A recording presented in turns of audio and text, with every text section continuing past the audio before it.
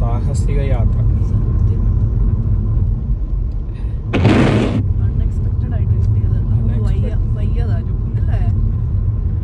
നൈനുവിന് വയ്യ.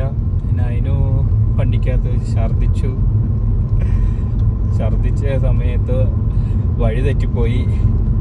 അങ്ങനെ കിട്ടിയ റീറൂട്ടായ വഴിയിൽ കൂടെ വരുന്നതാണ്. ഒരു സാഹസിക യാത്രയായിപ്പോയി. വഴി ഏതാ, പുഴ ഏതാ, മല ഏതാ, കല്ലേതാ അതുപോലും അറിയുന്നില്ല.